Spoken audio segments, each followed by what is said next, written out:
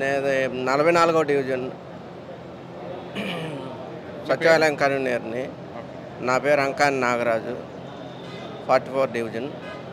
జగన్ గారు ప్రవేశపెట్టిన సంక్షేమ పథకాలు ప్రతి కుటుంబంలో లబ్ధి పొందుతున్నారు.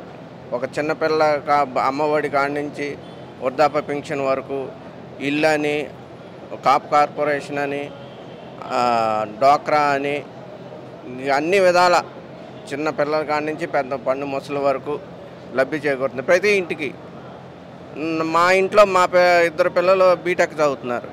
జగనన్న విద్యాదీవెనలో చదువుతున్నారు. ఎంత వచ్చింది అమౌంట్? ఎంత వచ్చింది అమౌంట్? కంటిన్యూస్ వస్తుంది. ఇప్పుడు అమ్మఒడిని వచ్చింది, విద్యాదీవెన, ఇప్పుడు బీటెక్ చదువుతుంది. అమౌంట్ చెప్పండి. అంటే అమౌంట్ అంటే పర్టికులర్లీ మనం మెన్షన్ చేయలేదు, అమౌంట్ చేయలేదు. తర్వాత మళ్ళీ గవర్నమెంట్ వస్తే చంద్రబాబు నాయుడు ఇస్తాడా ఇవ్వడా అవన్నీ అసలు భయభ్రాంతులతో ఉన్నాం. అంటే చెప్పింది చేయడానే నానుడి చంద్రబాబు ఉంది. ఈసారి అవకాశం ఇవ్వండి. పోలవరం ప్రాజెక్టు అద్భుతంగా నిర్మించి 2025లోకి నిర్మించి ఆంధ్రప్రదేశ్ రాష్ట్ర ప్రజలకు బహుమతిగా ఇస్తాను వారు అంటున్నారు. మరి నమ్ముతారంటారా? నమ్మే స్థితిలో ప్రజలైతే లేరు. నమ్మే స్థితిలో ప్రజలైతే లేరు. చెప్పింది చేయడానే నానుడైతే చంద్రబాబు నాయుడుకు ఉంది. అసలు పాలకుడికి బొల్లుంటే రాష్ట్రం అంతా అరిష్టం అని ఒక నానుడి. ఆ బొల్లోడు నాయకత్వంలో ఉంటే అందపాతాలానికి వెళ్ళటమే. ఇప్పుడు స్వర్ణాంధ్ర అని అన్నాడు, ఇప్పటికీ అట్లాగే ఉంది. అట్లాగే పేదరికం ఉంది. ఇప్పుడు 14 ఏళ్ళు సీఎం నాకు అనుభవం ఉంది అన్నాడు. మరి అనుభవాన్ని ఏం చేశాడు? నేను పలానా మంచి చేశాను నాకు ఓటేయండి అనట్లా. మగోడు జగన్మోహన్ రెడ్డి మీకు లబ్ధి జరిగితే నాకు ఓటేయండి అంటున్నాడు. ఒక చంద్రబాబు నాయుడిని రేపు మీటింగ్లో నేను ఈ పని చేశాను మీరు నాకు ఓటేయండి అని అడిగే దమ్ముందా?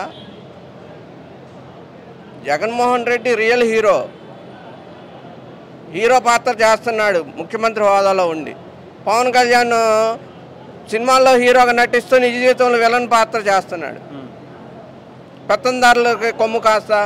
ఇప్పుడు విలన్లో 2 రకాలు ఉంటారు. ఫస్ట్ హాఫ్లో విలన్ అంతా బ్యాక్గ్రౌండ్ కనిపించడు, సెకండ్ హాఫ్ లాస్ట్లో వస్తాడు. ఈ పవన్ కళ్యాణ్ అది.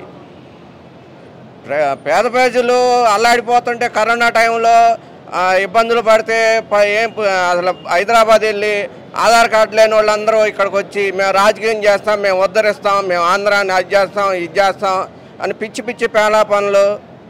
అది వాళ్ళ విజ్ఞతకి వదిలేస్తున్నాం. పవన్ కళ్యాణ్ గారిపై మీ అభిప్రాయం ఏంటి? పవన్ కళ్యాణ్ వేస్ట్ అండి.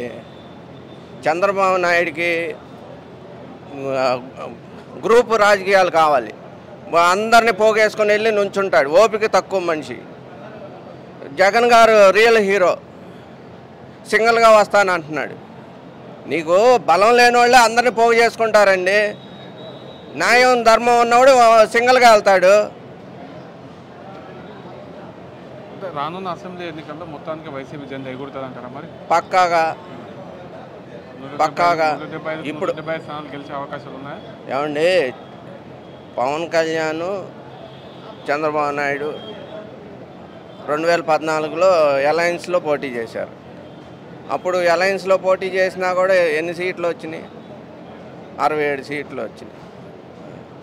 ఇప్పుడు జనాలకి అందరికీ లబ్ధి చేకూర్చి ప్రతి ఇంటికి పథకాలు చేరువలో ఉండి మీకు మంచి చేస్తేనే నాకు ఓటేయండి అని అడుగుతున్నాడు. భారతదేశ చరిత్రలో ఇట్లాంటి నాయకుడిని ఇప్పటి వరకు ఈ స్టేట్మెంట్ ఇచ్చిన నాయకుడు ఎవరో లేరు. అది వైసీపీ పార్టీ తరఫున మాకు చాలా గర్వంగా ఉంది. ఈ పవన్ కళ్యాణ్ పిచ్చి పేడాపనులు, నాకు సలహాలు వద్దు అంటే సైకో. జగన్ గారు పార్టీ పెట్టారు, వాళ్ళేమో సైకో అని మిమ్మల్ని అంటారు, వైసీపీ కార్యకర్తలు మీరేమో వాళ్ళని అంటారు. అంటే వైసీపీ కార్యకర్తలు సేవ చేస్తున్నారు. వాలంటరీ పెట్టారు, సచివాలయం కన్వీనర్లు పెట్టారు, ఇవన్నీ ప్రతి గడప తిరిగారు. ఇప్పుడు టీడీపీ గవర్నమెంట్ కార్యకర్తలు కానీ జనసేన కార్యకర్తలు కానీ ఇప్పుడు కరోనాలో ఎవరన్నా సేవ చేశారా? మరి వైసీపీ కార్యకర్తలేగా చేసింది. పవన్ కళ్యాణ్కి హెచ్డిటి ఈగో.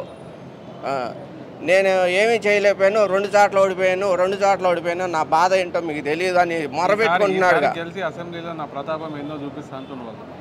ఏమండి 24 సీట్లు, 24 సీట్లు మరి ఎన్నో వస్తాయో దేవుడికి తెలియాలి. ఉన్న నాయకులు అందరూ వచ్చేస్తున్నారు. నా సలహాలు వద్దు, నాకు సలహాలు ఇచ్చేవాళ్ళు ఎవరు వద్దు అన్నారు, అందరూ పక్కకు తప్పుకున్నారు. మీకు మొత్తానికి వైఎస్ఆర్ కాంగ్రెస్ పార్టీ అధికారంలోకి వస్తుందంటారా? 100% వైసీపీ గవర్నమెంట్ రాకపోతే ఇంకా అది పావుని తిన్నట్టు సామెత. పథకాలు తీసుకొని జగనన్ని మర్చిపోతే పుట్టగతులు ఉండవు. రానున్న అసెంబ్లీ ఎన్నికల్లో 175 స్థానాలు గెలుస్తామని సిద్ధం సభలు పెట్టుకుని జగన్మోహన్ రెడ్డి గారు అంటున్నారు. మధ్యవైపు చూసుకుంటే కూటమి భాగంలో చంద్రబాబు నాయుడు కూడా సీఎం ఏమే అంటున్నారు. మీరు ఎలా చూస్తుందండి? చంద్రబాబు నాయుడు అసలు ఎలా గెలుస్తాడండి? ఏం చేశాడని గెలుస్తాడు? గతంలో సీఎంగా ఆయన చేశారు, ఏం అభివృద్ధి చేశారు? ఏమైనా పథకాలు ఇచ్చారా జనాలకి? ఇప్పుడు వస్తున్న పథకాలన్నీ అప్పట్లో ఆ పథకాలన్నీ ఎక్కడికి వెళ్ళిపోయినాయి? ఇప్పుడు వైఎస్ జగన్మోహన్ రెడ్డి గారు సీఎం అయిన తర్వాత ఇన్ని పథకాలు తీసుకొచ్చారు. అప్పట్లో ఒక పథకం అన్న ఉందా? జన్మభూమి కమిటీలు వేసి జనాల్ని ఎండలో తిప్పి వాటర్ బాటిల్ ఇచ్చి టెంట్లేసి కూర్చోబెట్టి కుర్చీల్లో ఈ ఎండల్లో జనాలను ఇబ్బంది పెట్టారు తప్పితే ఒక్క పని కూడా అవ్వలేదు. ఇప్పుడు రేషన్ కార్డు కావాలంటే సచివాలయానికి వెళ్తే 1 గంటలో రేషన్ కార్డు ఇచ్చిన రోజులు కూడా ఉన్నాయి. జగన్మోహన్ రెడ్డి సీఎం అయిన తర్వాత 1 గంటలో రేషన్ కార్డు ఇప్పించారు. వాళ్ళల్లో నేను కూడా ఒక బాధితురాలే, నాకు కూడా రేషన్ కార్డు వచ్చింది. ఇప్పుడు చాలా అభివృద్ధి జరుగుతుంది. అభివృద్ధిని చూసి అందరూ ప్రతి ఒక్కరు కూడా సీఎం గారే కావాలి, మళ్ళీ జగనే సీఎం కావాలని కోరుకుంటున్నారు. 175కు 175 కన్ఫర్మ్గా వస్తారు. జగన్ గారు కుటుంబ సభ్యులు వైఎస్ షర్మిల గారు కానీ సునీత గారు కానీ, షర్మిల గారు వేరే పార్టీలో ఉంటున్నారు. తర్వాత సునీత గారు మొన్న ఒక స్టేట్మెంట్ ఏం చేశారంటే హత్య రాజకీయాలు స్టార్ట్ అయితే జగన్ గారు మళ్ళీ సీఎం అయితే అని చెప్పి మొన్న ఒక స్టేట్మెంట్ ఇవ్వడం జరిగింది. అది చేయడం జరిగింది. దీని వెనుక చంద్రబాబు గారు హస్తం ఉందా అనేది మీరు ఎంతవరకు నమ్ముతారు? కన్ఫర్మ్గా ఉంటుంది సార్. చంద్రబాబు నాయుడు హస్తం ఉంది కాబట్టి వాళ్ళు ఈరోజు ఆయన సపోర్ట్ చూసుకొని ఏదో బురద జల్లుతున్నారు అంతే. ఒక బురద జల్లి సీఎం గారి మీద బ్యాడ్ హ్యాబిట్స్ తేవాలని చూస్తున్నారు, కానీ అది వాళ్ళు వేసినంత మాత్రాన అవ్వదు. వాళ్ళంతా ఒక కుటుంబ సభ్యులు కక్ష కట్టుకొని ఏంటంటే ఎదుటివాడు ఎదుగుతూ ఉంటే అవతల వాడికి ఏదో ఒక ఈర్ష్య ఉంటుంది.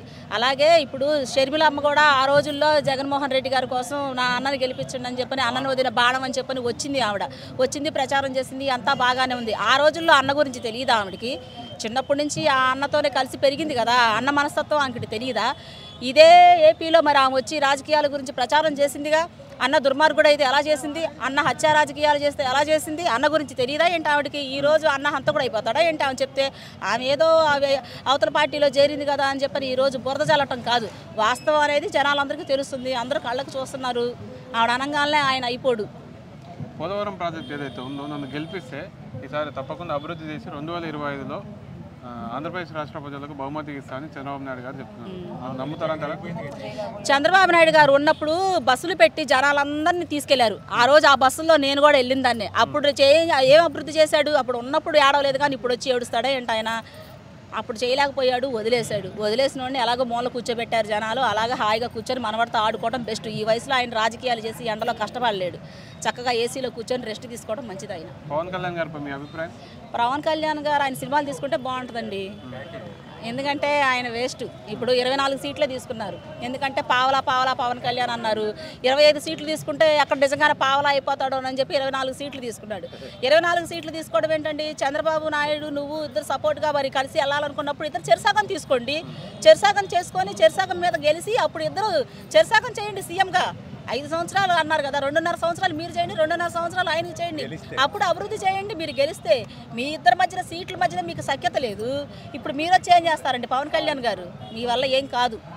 మొత్తానికి వైసీపీ అధికారంలోకి వస్తుందా? తప్పకుండా వస్తుంది. కాబోయే సీఎం